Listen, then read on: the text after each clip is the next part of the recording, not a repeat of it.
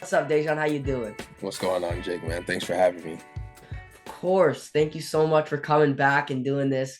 Come back on the show. If you remember, last time you were on was December 19th of 2022. Almost exactly 2 years. And that was right after you won your first Grey Cup. And I haven't seen you since then, but then I bumped into you at the Raptors game, Mhm. talked for a little bit, and set this up. So this is amazing. So thank you so Yeah, much this for is being so great. nice. I didn't realize it was two. It's been 2 years. That's crazy. Insane, no? So Dejan, just like how are you doing personally? Like obviously you just won the Grey Cup, which is amazing. But the Mm. question I wanted to like formulate for you is how does it feel the second time around as opposed to the first? It feels really good, honestly. This time I had a lot more to do with it. I was playing more on offense versus in 22 I was just doing not just doing special teams, but that was my role on the team. So I have more of a role offensively, and so I feel a lot more like a part of the win. You know? You definitely did a lot this year. In the Grey Cup game, actually, you caught a 17-yard touchdown pass and were named the most valuable Canadian. Just what does that award mean to you? Like it must be amazing. Yeah, it means a lot. It's a Canadian game, and obviously being from here, it means a lot to be able to represent the country and represent Mississauga and the city like that. And it's really good for my family. My whole family was there, and so for them to see me get up on stage and win that award, it was really did it for them. Must have been amazing for you to be able to like experience that in front of your entire family. Must have been sick. Yeah, it was sick for sure. So these past 2 years, you mentioned how you took such a huge jump in your game, becoming like a real significant part of the offense. Mhm. Just what was the key to this development, and what's the ceiling for Dejon Brissett? That's a really good question, man. I'm not surprised that you're a smart guy. You ask good questions. But I think for me, the biggest thing was my mindset, right? Uh, I was often back in 21 and 22. I was often looking at coaches and blaming them for why I wasn't playing. But ultimately, it was really my fault. And athletes and people in general, we need to realize that everything we want is up to us to go get, right? So I just changed my mindset, and I kind of focused on getting better every day within, and I fixed my sleeping, I fixed my eating, I fixed my overall way of thinking, and it paid off in 23. I had a really good year last year. And then I kept the same mindset into 24. I got hurt, unfortunately, but at the end of the day, we ended up winning, and I got that most outstanding award. So just really my mindset. That's kind of was the key to elevating as a player. We're gonna talk about that injury in a minute, but first, who taught you that mindset? Like, who did you come to realize that on your own, or is that from someone else that gave it over to you? Um, I read a book called The Alchemist. You probably Oh, heard of it. we did it last year. Yeah. Oh, in school, Yep. it's good, right? It's good. I gotta say, I hate reading books in school for reports and stuff, but that book was pretty good. I enjoyed it a lot. Yeah, that's one that I'll read again and again. So I read that one. I was looking for some motivation. I picked up the Bible. I started praying a little more, and then I read that book, and that kind of like shifted my whole way of thinking. And I just started to believe that you know it's up to me ultimately at the end of the day. Wow, that's amazing. Yeah, Book's quite good, I gotta be honest. it's good. It's good. I gotta read it again. So you, like I promised, we're gonna talk about the injury now for a second. And right before that, you were coming off a great 2023 season, like you said, played in all 18 games. But then this year, the injury happened, and after week two, you were out for like a bunch of the season.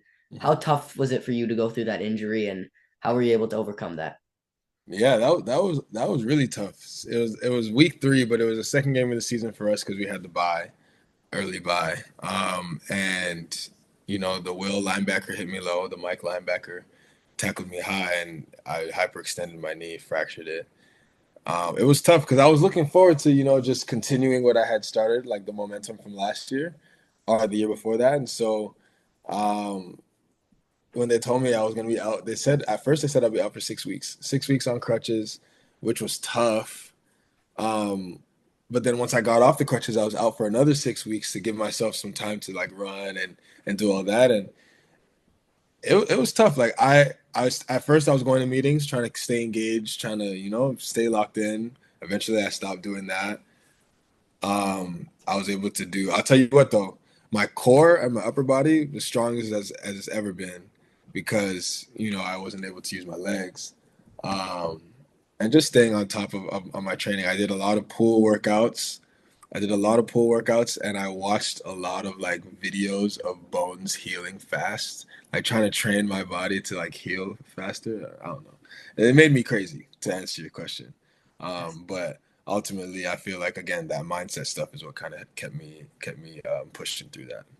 It's interesting. I play hockey on a team in the GTHL, and one of my teammates, like early, like right beginning of in the preseason, he broke his knee, I think it was, Mhm. and he was like out for a while.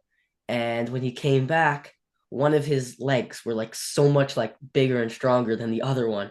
Mhm. Everyone was like talking about it, and it's been hard for him to come back, but he's coming back. He's doing a great job. Did you experience any of that? Like one leg being bigger than the other or something similar? Yeah, well, so this one, I was only out for really 6 weeks, not using that one leg, so I didn't really see that big of a difference. But when I was in college, I fractured my foot, and I was out for months, and my right leg was way smaller than my left.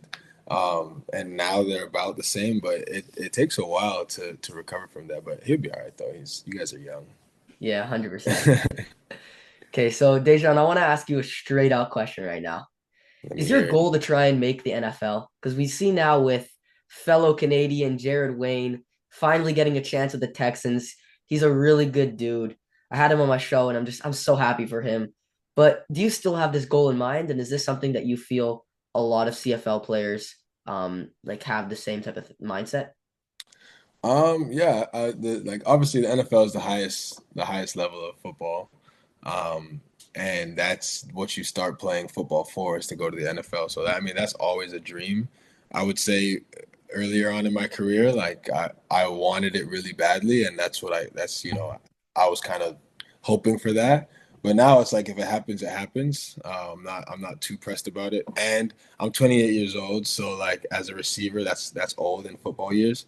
So I don't really think about the NFL as much as I used to. Again, if it happens, that'd be sick. Obviously, at least to check that box off to finally make it to the highest level of football. But I'm not overly worried about it as I used to be. It's interesting that it's so much of a different game, the CFL compared to the NFL.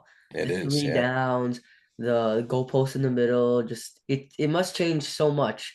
What do you feel the biggest difference is? Is it the three downs, more passing, of course? Yeah, that's a big part of it. But I played in the States for college, and I would say the pace, and then the like as a receiver having a smaller field and less people. So in the States, it's 11 on 11. Here, it's 12 on 12. And it just allows you, I feel like here, the route running is more about finding the open space versus in the States, it's very technical. Like you have to run square cuts or you have to run a certain depth. You have to get your depth here as well, but it's more like flowy. You're able to read and react more and find the grass and take it. Versus in the States, everything is very precise, very concise, like very like strong. You got to run stronger routes and be more kind of have more technique over there from my experience. And the end zones here are 20 yards. So on the 5 yard line, I have the whole route tree accessible. Versus in the States, you can only really run a slant or goal line fade, right? So or a whip route or something like that. Right. It's much less like options to be able to get into Yeah, the end zone. right, right. So I'm assuming based off how you follow the NFL. Do you keep up to date with the NFL? You currently follow? I mean, I watch it. I wouldn't say like I'm following, Right. the standings or anything like that. No. Do you have a team that you like to watch? I don't have a team that I like to watch. I have players that I like. Oh, tell me, I gotta hear this. Yeah, so I like Keenan Allen. He's a great receiver. He's great. I like Mike Williams, another receiver. DeAndre Hopkins, Oh yeah. Justin Jefferson, of course. Um, why am I forgetting bro's name who went to school with Justin Jefferson? They all went to LSU together. Chase? Chase. Amazing. Um, I don't know how I forgot his name. Just the receivers. I like watching the receivers, and obviously when the Bills are playing, I'm gonna watch for sure because they're right up the street. Detroit, they're doing well. I like the teams that are doing well, and I also have like teammates that I played with in college, and so whenever they're playing, I like to watch them as well. Um, and obviously the Jets because they took Stiggs from our team last year. So anytime there's someone who I know that's playing, I'll watch. That's amazing. So you love to just turn on the TV, watch some of it, go for specific players. I'm sure Yeah, you probably pick up on like what some of them are doing, see, although it's different, it's definitely very different. There's probably a ton of similarities for sure. You mean like off the field?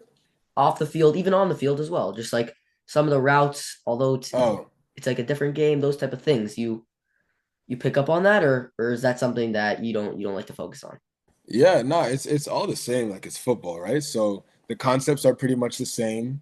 The route techniques are pretty much the same. So I watch and I study some guys like DeAndre Hopkins, for example. Like I wouldn't say he's like the number one route runner in the world, but he gets open because he uses his hands. So I take that from him. And then Justin Jefferson's a crazy route runner. He's fast. So and the way that he gets open, I try to take from that as well. So I definitely pay attention to the technique. And those guys are freaks over there. Like they're, what I mean. So I like to watch them and take a little bit from their game for sure. 100%. So for those who don't know, your brother O'Shea also won a championship this past year. Two Mhm. family members win a championship. Were you there? Were you there for him? No, I was in the series with Miami. I went to that. I Whoa, went to, I think one or two games of that series. that's amazing. Yeah. Anyway, so he won it as a member of the Boston Celtics, but I can't understand. I can't wrap my head around how he's not currently on an NBA roster. Am I right about this? Like, am I missing something? He's 26 years old, 6'7", great athlete, can shoot, rebound. I can just go through all these things. I can Mhm. go through every NBA roster and find guys that he's so much better than. Do you agree with me, Dejon? Like, am I I missing agree. something?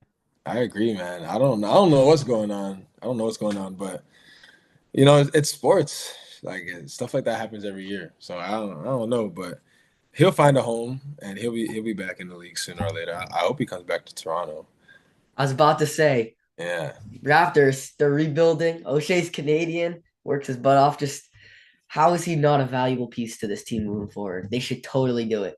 I think so too. That would be sick if he came back to Toronto and That'd we be, would both be in the same city. Like what? That'd be crazy. It'd be wild. Be amazing. Anyway, so you seem pretty locked into the NBA. You go to games, got relationship with a bunch of players. Mhm. Do you feel bad for Coach Nurse? What's going on in Philly? Expectations were so high this year. Solidified their roster, got Paul George, and Embiid just missed so much time. They're completely falling apart. Maxi apparently confronted him. Like, it's not looking good. What do you think the answer is? Man, if I knew, I wouldn't be sitting here with you. I would have the job over there being the GM. But I don't know, man. I can't say I follow the 76ers that much. Yeah. But injuries and that stuff, it never really goes as planned. Like those guys, I don't know what they got some adversity. They just have to figure it out, and whether they have to go back to the drawing board and find some new guys or what, I don't know. But that's something that only me and you can talk about. We don't have the answers, right? Spoken like a true two-time champ right there. Love that. Dejan, thank you so much for taking your time to join me today on Jake's Take. Did you have fun with me today? Of course, man. I feel like I'm watching you grow. You're like every time I see you, you look a little bit older. Thank you. Just trying to get older, trying to mature, making the Yeah, right way. Important years, high school. there you go. What grade are you in? Grade 10 this year. Oh, wow. I'm the Okay. youngest in my grade though.